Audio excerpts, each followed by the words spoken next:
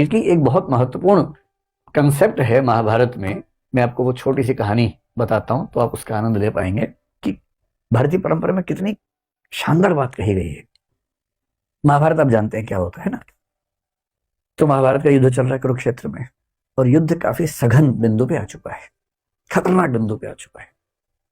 कौरवों की सेना बहुत बड़ी है, पांडवों की सेना छोटी है। बस पांडवों के पास ये है कि कृष्ण साथ में है, और कृष्ण की जो कूटनीति है, वैसे भी लठैती काम नहीं आती है, कूटनीति बहुत बड़ी चीज है लठैती की तुलना में, उसकी वैल्यू ज्यादा होती है। कृष्ण कूटनीति के इतने पुरोधा हैं कि उनके सामने बड़े बड़े जो बलशाली लोग हैं चल नहीं पाते हैं।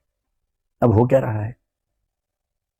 अच्छा, कृष्ण को शुरू से अंदाजा था कि कर्ण को संभालना आसान नहीं होने वाला है, बाकी सबको संभाल लेंगे, कर्ण नहीं संभलेगा। तो कुंती ने कर्ण से एक निवेदन किया, और कर्ण ने अपनी माता से कहा, ठीक है माता जी, आप निश्चिंत रहें, आपके 5 बच्चे बचे रहेंगे। जिसमें निहित था कि मैं आपका एक बच्चा नहीं छोड़ूंगा, अर्जुन, बाकी सब छोड़ दूंगा। अब कुंती भी चिंतित है, क्योंकि वे बच्चे तो उसके हैं ना, बच्चे की चिंता किस मां को नहीं होगी। अब हो क्या रहा है युद्ध में? द्रोणाचार्य की मृत्यु हो चुकी है। अश्वत्थामा वाली कहानी आपने सुनी ही है। भीष्म भी युद्ध लड़ने की स्थिति में नहीं है, वो शैया पे लेटे हुए हैं, युद्ध नहीं लड़ रहे हैं। बहुत बड़े बड़े सैनिक कौरवों की तरफ के खत्म हो चुके हैं, हार चुके हैं। कर्ण कंट्रोल नहीं हो रहा, और पांडव उधेड़बुन में है। युद्ध के बाद शाम की मीटिंग चल रही है। युधिष्ठिर एक ऐसा व्यक्ति है जो बहुत ही विनम्र है, संयमित है। आप युधिष्ठिर के मुंह से गलत बात आमतौर पर नहीं सुनी, क्योंकि संयम बहुत ज्यादा है। लेकिन उस दिन, उस कमजोर क्षण में युधिष्ठिर भी संयम खो बैठे, और अर्जुन को बोल रहे हैं कि तुम तो कहते थे कि तुम दुनिया के सबसे अच्छे धनुर्धर हो भाई। अजीब हाल है, तुम कर्ण को मार ही नहीं पा रहे। काहे कि तुम्हारी धनुर्विद्या, काहे का तुम्हारा गांडीव धनुष। ये सुनते अर्जुन को आग लग गई एकदम। और अर्जुन ने एक कसम ले रखी थी, प्रण लिया हुआ था कि यदि कोई मेरे गांडीव धनुष का अपमान करेगा तो मैं उसका जीवन ले लूंगा। ये प्रण लिया हुआ था, प्रतिज्ञा थी। अब मामला फंस गया कि अपमान कर दिया बड़े भाई ने। बड़ा भाई और पिता परंपरा में एक ही माना गया है, तो पिता स्वरूप बड़े भाई ने अपमान कर दिया।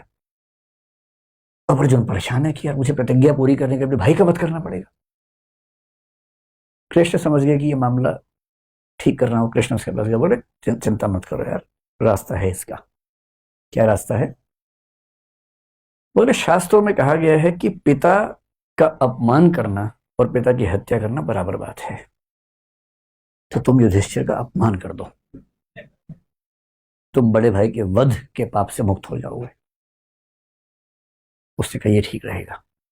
तो उसने उसी सभा में वापस जाके बोला, आपने जो जुआ खेला उसकी वजह सब कुछ हो रहा है। आपने ही सारी गड़बड़ की थी।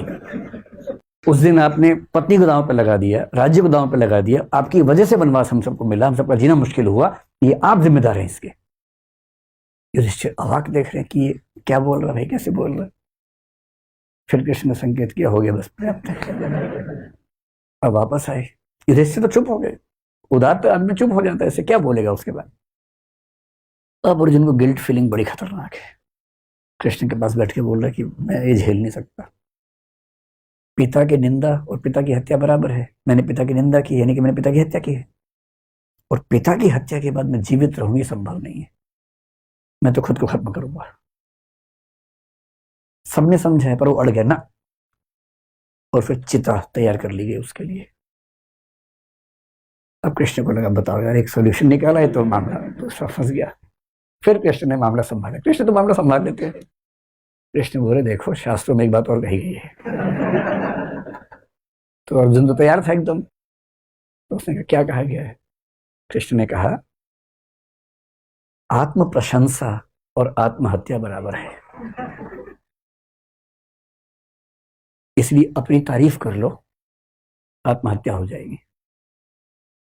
अब ये कहानी कितनी सही है कितनी गलत है मुझे नहीं पता, क्योंकि मैंने तो इंटरनेट से कहीं ढूंढी तो पढ़ी है पूरी कहानी।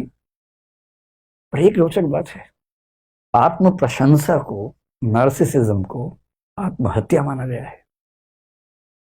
और इसका मतलब है कि हमारी कल्चर ये सिखाती है कि कोई भी बच्चा अगर उछल कूद मचाए कि मैं तो ये हूं, मैं तो वो हूं, तो समझना तुम ये वो नहीं हो, एक बहुत बड़े संसार के छोटे से हिस्से हो।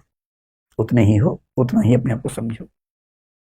और इसीलिए आपको इंडियन फिलॉसफी, इंडियन लिटरेचर की परंपरा में ऐसे एक से बढ़कर एक लोग दिखेंगे, बहुत योग्य थे पर बड़ा बोल नहीं बोलते थे। बड़े बड़ाई ना करें, बड़ा ना बोलें बोल, रहीमन हीरा कब कहे लाख टका मेरो मोल। जो बड़ा होता है बड़ाई नहीं करता है अपनी। रहीम कह रहे हैं हीरा कब कहता है कि मेरा मोल लाख टका है, नहीं कहता, कहना भी नहीं चाहिए, क्यों कहना चाहिए। तो रहीम की ये लाइन नार्सिसिज्म के खिलाफ ही तो है। तुलसीदास जैसा आदमी जो इतना महान महाकाव्य, मतलब पूरी भारतीय परंपरा में सबसे महान महाकाव्य कौन सा मानता है? रामचरितमानस। भारत क्या दुनिया भर में मानते हैं, क्योंकि उतनी प्रसिद्धि किसी को नहीं मिली। वो आदमी इतनी महान रचना लिखने के बाद भी क्या लिखता है? कवित विवेक एक नहीं मोरे, सत्य कहो लिखी कागज कोरे। यानी कविता करने का विवेक रत्ती भर मेरे अंदर नहीं है, मैं तो जो सच समझता हूं कोरे कागज पर लिख देता हूं, बस इतना ही करता हूं। कवि न हो नहीं बचन प्रवीणु, सकल कला सब विद्याहीनु।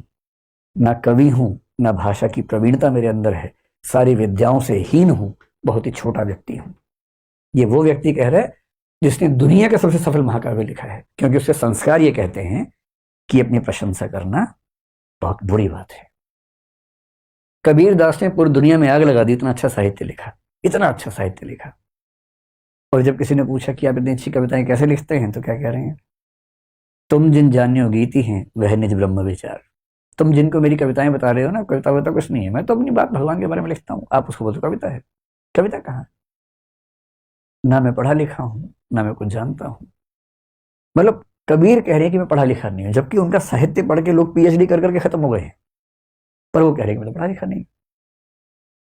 बड़प्पन की पहचान होती है अपने बारे में कुछ ना कहना, और ये बात भारतीय परंपरा में एक नहीं, दो नहीं, हजारों बार कही गई है।